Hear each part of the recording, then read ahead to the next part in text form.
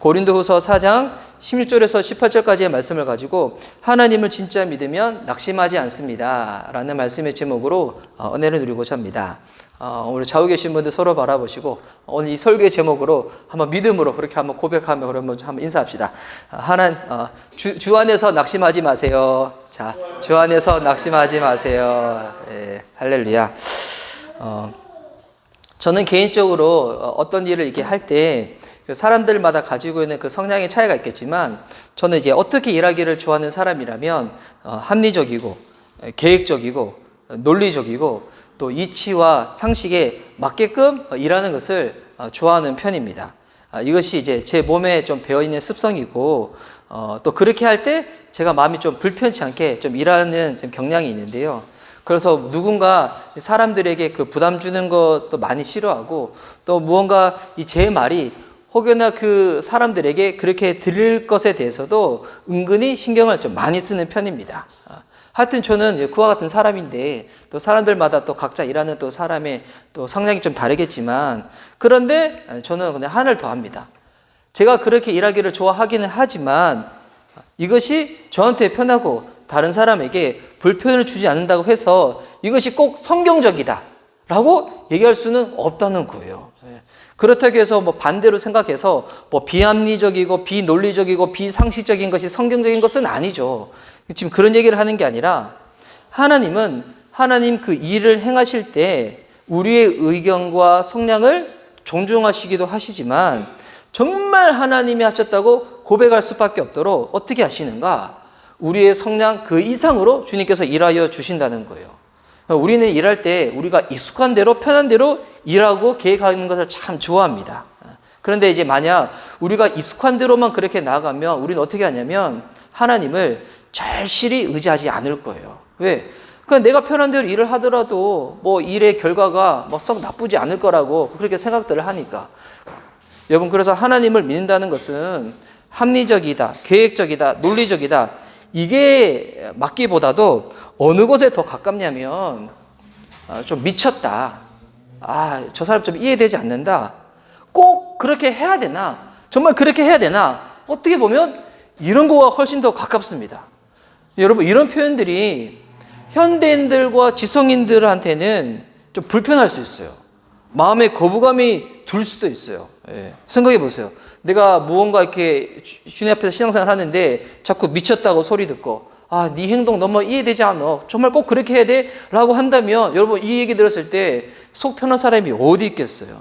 그런데 성경에서 쓰임받았던 하나님의 사람들을 보면 우리 한번 기본적으로도 몇 사람 이름만 여기에서 아브람, 모세, 다윗, 엘리야, 베드로, 바울. 여러분 이 사람들의 삶이 성경에 기록되어 있는데 근데 이 분들의 삶이 합리적인 것 가운데 가까울까요? 미친 데 더 가까울까요? 이들의 삶이 계획적인 삶 가운데 가까울까요? 아니면 이해되지 않음에 가까울까요? 이치에 맞는 삶이었을까요? 아니면 꼭 굳이 그렇게 해야 되나? 그런 소리를 들었던 사람들이었을까요? 보면 우리는 불편하더라도 이들의 삶은 후자에 가깝습니다. 미친 쪽에 가깝고요. 이해되지 않음에 가깝고요. 꼭 굳이 그렇게 해야 되나? 그런 얘기를 듣는 것 가운데 더 가까웠던 분들이 하나님께 쓰임받았던 믿음의 사람들의 삶이었다는 거예요. 그러면 주님이 왜 우리를 하나님의 사람들을 이렇게 이끄시나요? 그렇게 하지 않으면 우리가 주님을 절실히 의지하지 않거든요. 그렇게 하지 않으면 우리의 삶을 통하여 하나님이 드러나지 않거든요. 내 생각과 내 계획과 내 능력대로 살아내는데 어떻게 하나님이 드러나겠어요? 그냥 나의 어떤 것이 드러나겠죠. 그래서 하나님은 불편하더라도 하나님 당신이 원하시는 방법과 스타일대로 우리를 이끌어내신다는 거예요. 제가 이번 주에 어떤 은퇴하신 목사님의 설교를 들었는데, 근데 그 목사님이 어떤 이렇게 말씀을 전하셨냐면, 본인이 지금까지 목회하시면서 많은 열매도 있었지만, 정말 후회하는 게 있다고.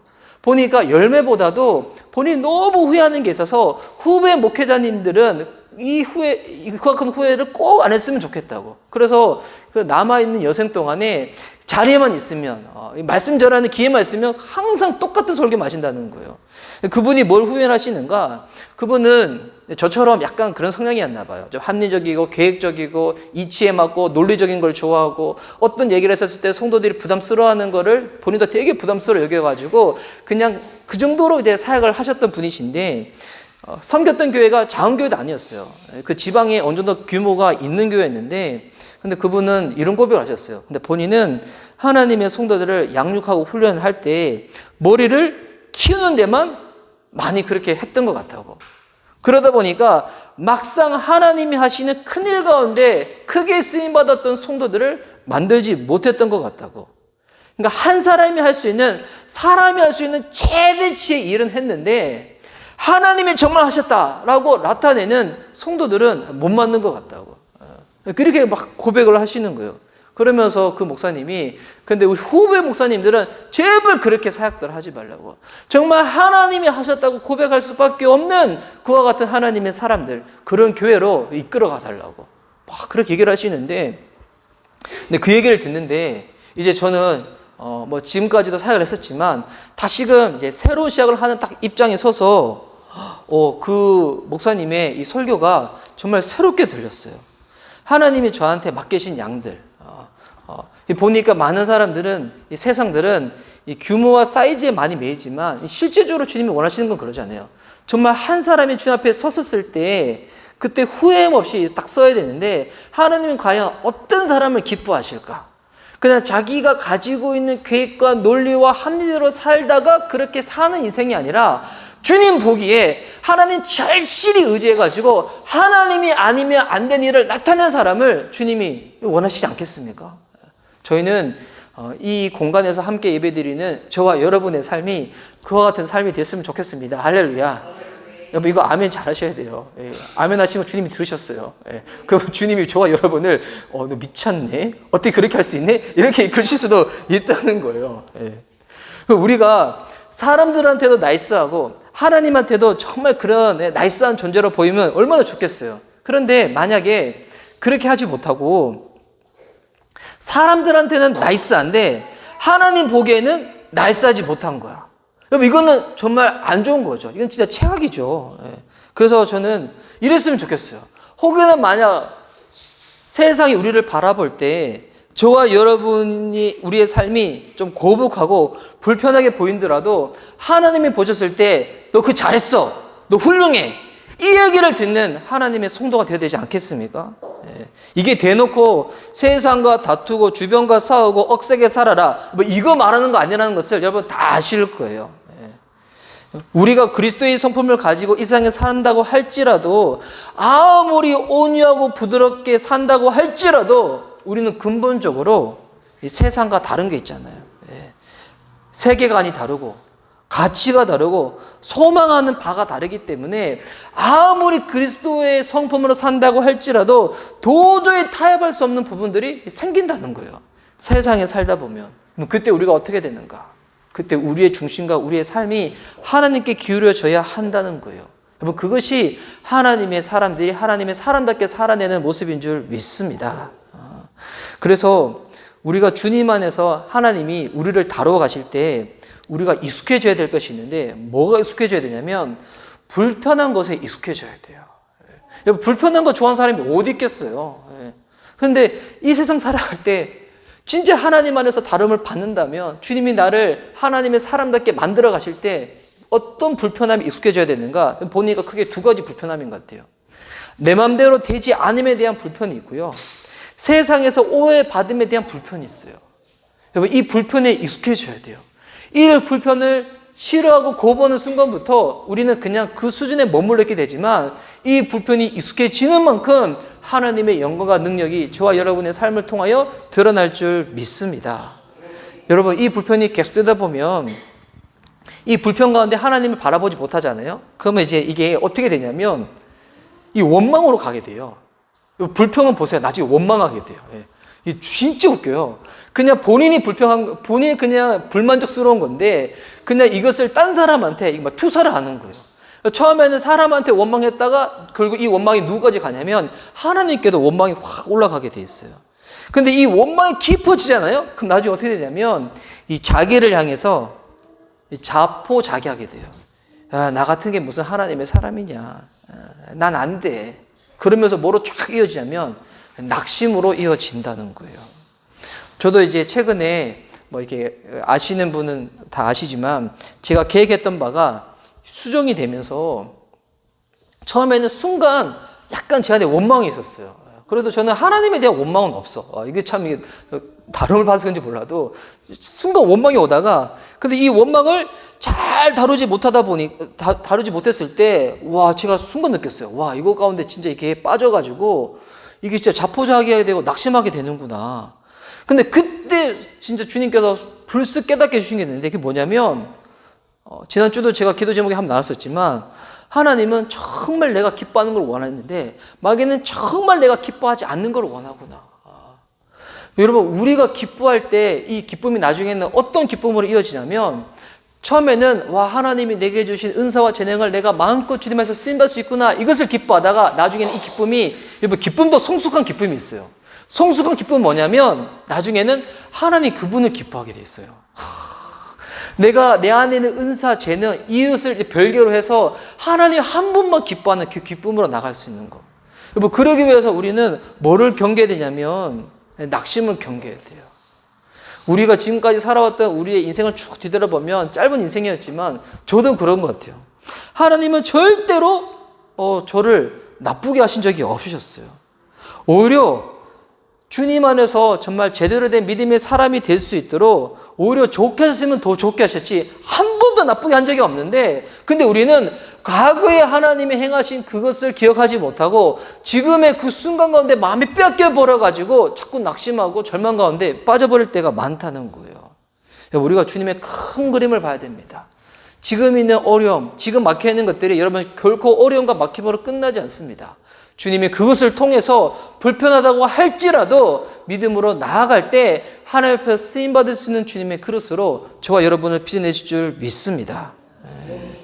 그래서 우리가 절대로 경계해야 될 것, 막혔을 때, 막막할 때, 되지 않았을 때, 내 마음대로 되지 않고 세상으로부터 이상한 소리를 들었을 때 우리 안에 올라오는 이와 같은 낙심을 이 낙심으로부터 우리는 이겨내야 된다는 거예요.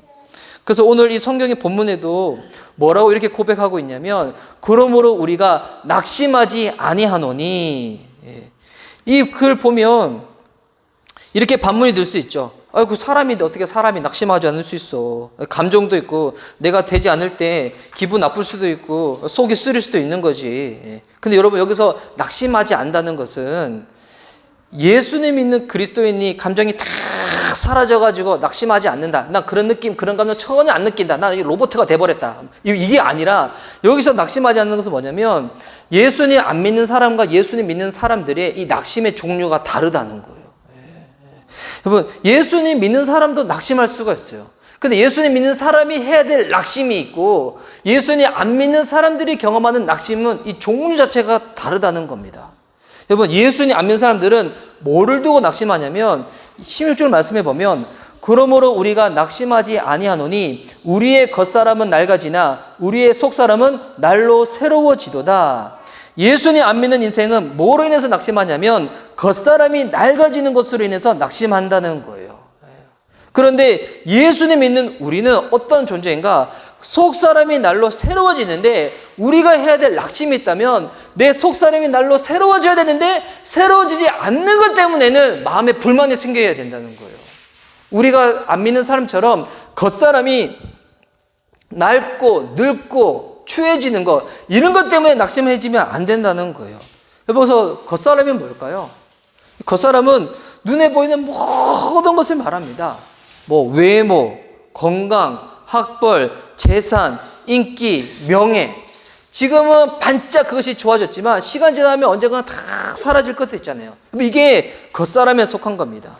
그런데 예수 그리스도를 모르는 사람들은 늙고 없어질 것으로 인해서 걱정한다는 거예요. 두려워한다는 거예요. 그런데 예수님 믿는 인생이나 예수님 안 믿는 인생이나 이와 같은 것들 외모도 건강도 학벌도 재산도 인기도 시간 지나면 다 사라져 버리는 거예요. 그렇죠. 지금은 저나 뭐 여기 계신 분들도 우리 다 젊고 건강하니까 여러분 지금 또 이렇게 뭐 특별히 한국 사람들은 해외 나가면 한국에서는 잘 몰라. 해외 나가면 다 그 얘기 듣잖아요. 나이를 다 오래게 봐요. 예. 저도 이렇게 해외 나가면 저 몇 살로 보냐면 제가 제일 오래게 봤던 게 저 20대 중반. 와, 그때 갑자기 막 성령 충만해지고 할렐루야 날 뻔했었는데 뭐 아무것도 안 했는데 한국 사람들이 그런가 봐요. 피부가 좀 뽀여서 그런지 몰라도. 근데 여러분 이렇게 아무리 외모적인 것도 시간 지나면 60 지나면 다 똑같아지지 않나요? 요즘은 화장품이 너무 좋아지고 또 이렇게 성형 시술이 너무 좋아지다 보니까 뭐 60대에도 건강을 유지한다 해도 그래도 다 70, 80 되면 다 여러분 다 늙고 추해지잖아요. 생각해 보세요. 80 됐는데 갑자기 피부가 탱탱해. 이게 더 무섭지 않아요? 여러분 이게 늙은 거, 낡아지는 거 이게 꼭 나쁜 것만은 아니에요. 이거 그 당연한 건데 겉사람만 가지고 있는 겉사람만 치중한 인생들은 이것이 늙고 이것이 낡아지고 이것이 없어지고 사라지는 것 이것 가운데만 우리의 삶의 중심을 두다 보니까 그것이 없어질 때 마음이 괴로워진다는 거예요. 그런데 예수님 믿는 인생은 다릅니다. 예수님 믿는 인생은 뭐가 다른가? 우리에게 속사람이 있다는 거예요. 여기서 말하는 속사람은 그냥 우리 안에 있는 뭐 생각, 감정, 무의식의 세계 이걸 얘기하는 게 아니에요. 여기서 말하는 속사람은 뭐냐면 예수님 믿음으로 말미암아 우리 안에 생긴 새 생명을 얘기하는 거예요. 새 생명. 나라는 질그릇 안에 예수님께서 다 생명을 담아두신 거. 그래서 내 안에 뭐가 생겼는가? 속사람이 생겼다는 거예요. 근데 예수님 믿는 인생은 이 속사람이 어떻게 되는가? 날마다 새로워진다는 거예요. 그럼 이거는 세상에서는 일 수 없는 거죠. 날마다 새로워진다는 거. 제가 이제 지금 이렇게 촬영하고 있는 저 장비가 저는 핸드폰으로 하고 있는데 저 바뀌었어요. 예. 저 어느 분이 이렇게 새로운 핸드폰을 후원해 주셔가지고 새 핸드폰 만지고 그러니까 제가 이제 주중에 이제 번호 바꾸고 안에 뭐 내용물을 이렇게 쭉 바꾸는데 여러분 새 핸드폰 만졌을 때 그 기분 있잖아요. 와 보니까 막 신선하고 막 잘 되고 보니까 막히는 게 없어. 막 버벅거리는 게 없어. 막 탁 그러고 와 진짜 완벽한 느낌. 와 어떻게 이렇게 만들 수 있었을까? 그런데 제가 이 느낌을 예전에 핸드폰 처음 만졌을 때도 그렇게 느낀 적이 있었거든요. 그런데 예전에 핸드폰을 만지다 보면 자꾸 이제 버벅대고 이렇게 잘 안 되는 것 같고 그게 2년 전만 하더라도 완전 새 거였는데 한 2년 지나니까 버벅대는 느낌. 근데 지금 느끼는 저 새 핸드폰도 아마 몇 년 지나면 또 그럴 거예요. 지금 이렇게 PPT 띄우고 있는 저 노트북도 후원받아서 했을 때 이 후원해준 형제가 사양을 너무 좋은 걸 해줬어요. 제가 기껏 쓰는 거 해봤자 뭐 그게 그 정도인데 너무 좋은 걸 해줬는데 보니까 와 완전 슈퍼컴퓨터야. 슈퍼컴퓨터가 저는 국가 정보만 있는 줄 알았는데 저한테도 생긴 거예요. 슈퍼컴퓨터가 보니까 막히지 않아. 뭐 해도 막 다 되는 거야. 지금 어떨까요? 2년 지났는데 중고가 됐어요. 근데 이제는 어떨 때 약간 버벅대는 것도 있어요. 어떨 때 약간 딜레이 걸리는 것도 있고. 그러니까 이게 세상에 있는 것들은 그래요. 좀 써보면 시간 지나면 중고가 되고 낡아지잖아요. 근데 처음 느꼈을 때 그 느낌. 신선하고 건강하고 잘 되고 부족함 없는 거. 근데 여러분 예수님 믿는 인생 속사람이 날마다 새로워지는 것은 뭐냐면 마치 그거예요. 늘 새 핸드폰 가지는 그 느낌.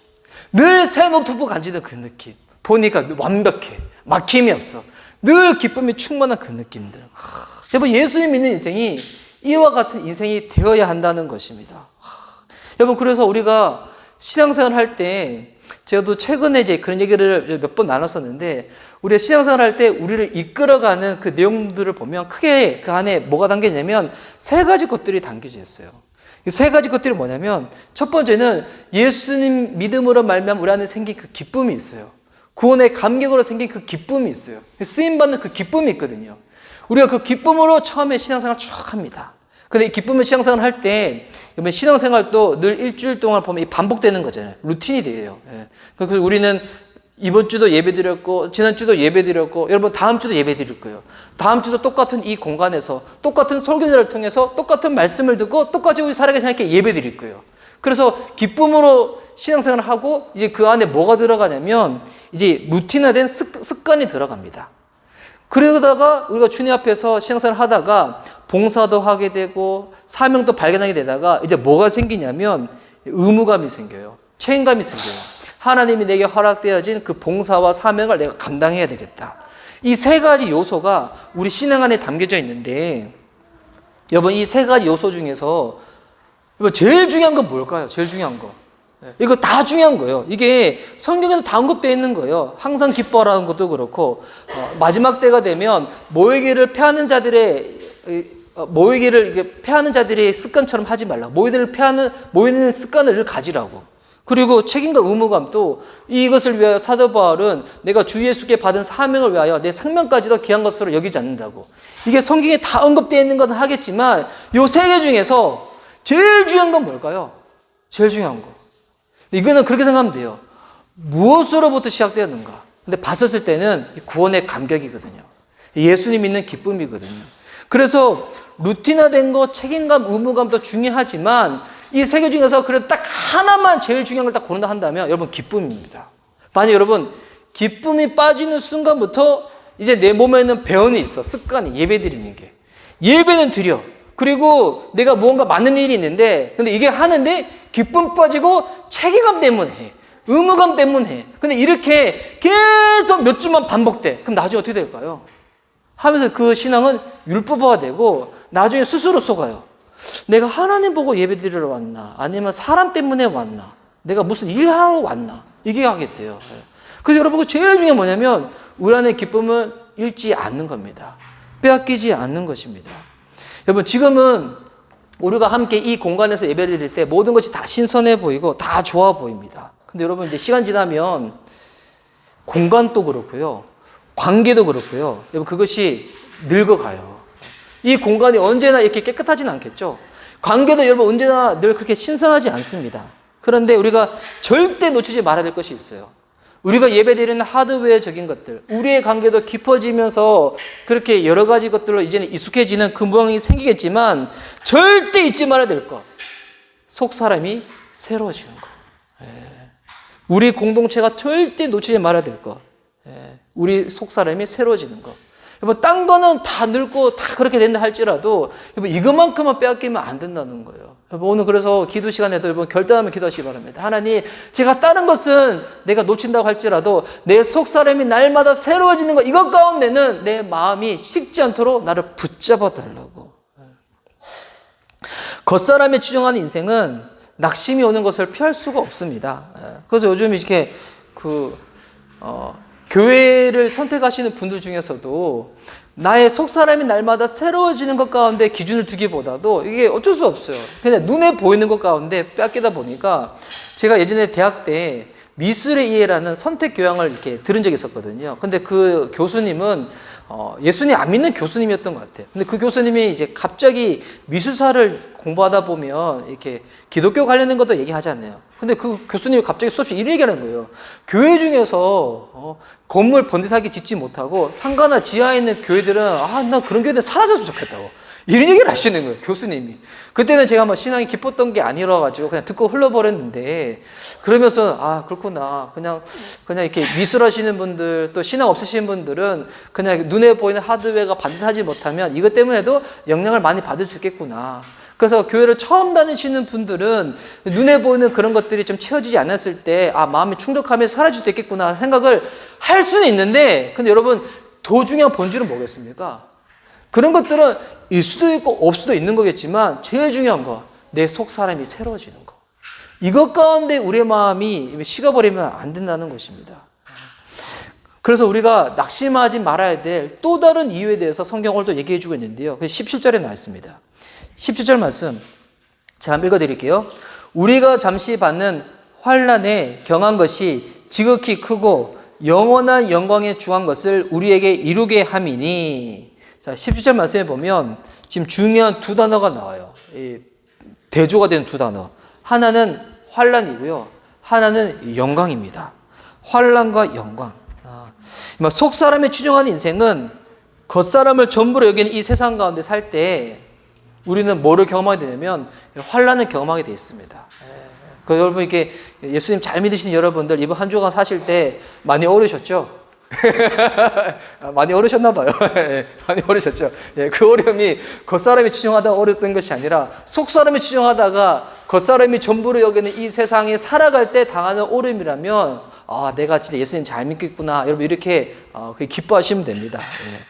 하나님의 반복과 원리와 목적과 소원과 하나님의 나라에 추정하며 살아가는 인생인데 세상의 반복과 원리와 계략과 욕심과 그 살아가는 그 세상 가운데 살아갈 때 마찰이 있고 충돌이 일어나는 것은 여러분 당연한 거겠죠. 어떨 때는 공격을 받기도 하고요. 어떨 때는 더 나아가서 이상한 소리도 듣고 생명의 위협까지도 받을 수가 있는 그때 바울도 그랬고 저는 아마 그런 시대가 아마 멀지 않아 지금 가운데도 닥치지 않을까. 코로나 보면서 저는 진짜 요즘 그런 생각도 해보거든요. 이제는 세상이 이것보다 더 좋아지긴 힘들 것 같아요. 이것보다는. 나빠지면 더 나빠질지 이것보다 더 좋아지지 않을 것 같아요. 코로나 지나고 난 다음에 지금 이 코로나 정확히 코로나 19잖아요. 코로나 지나가면 조만간 또 코로나 20도 생길 거고 코로나 뭐 21, 22 이런 것도 생기지 않을까요? 또 코로나가 이게 이름 붙여진 게 이 바이러스가 퍼지는 모양이 태양에 있는 코로나가 번지는 모양이랑 비슷하다 해가지고 코로나로 생겼대요. 그럼 나중에 또 다른 바이러스 생기면 코로나 아니라 뭐 다른 이름도 붙일 수 있겠죠. 뭐 코로나 아니면 뭐 기로나 아니면 이브로나 뭐 이렇게 막 붙일 수도 있겠죠. 그런데 아니에요?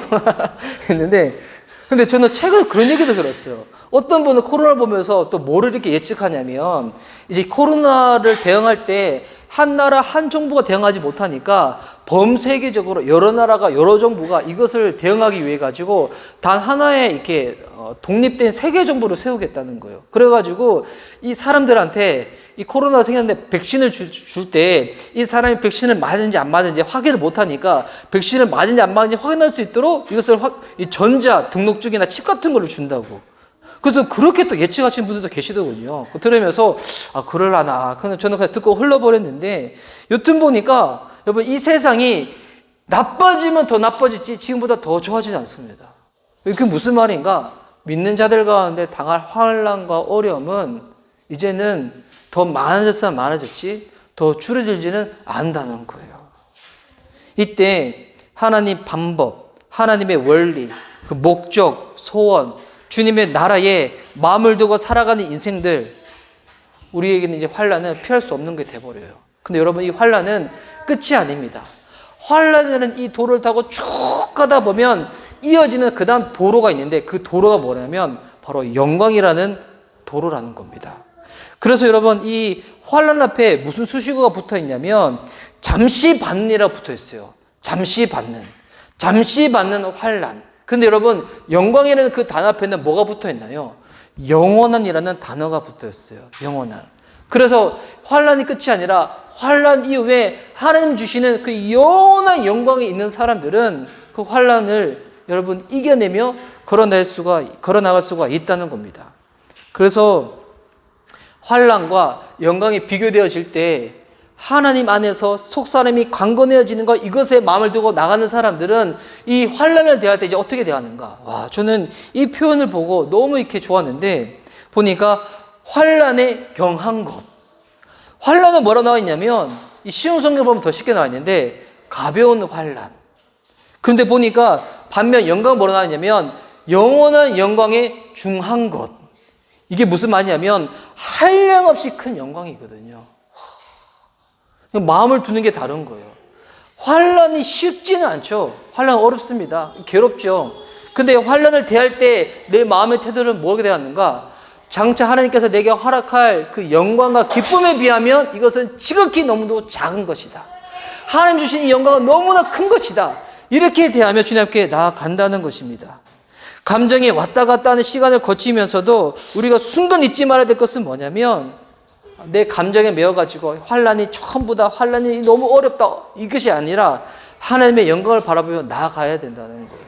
그래서 제가 오늘 찬양 부를 때도 제가 잘 못 부르는 찬양이지만 일부러 하나님 높여드리고 영광의 찬양을 많이 올려드린 게 뭐냐면 제가 이번 한 주간 살 때 진짜 깜빡 쏘고 뻔했거든요.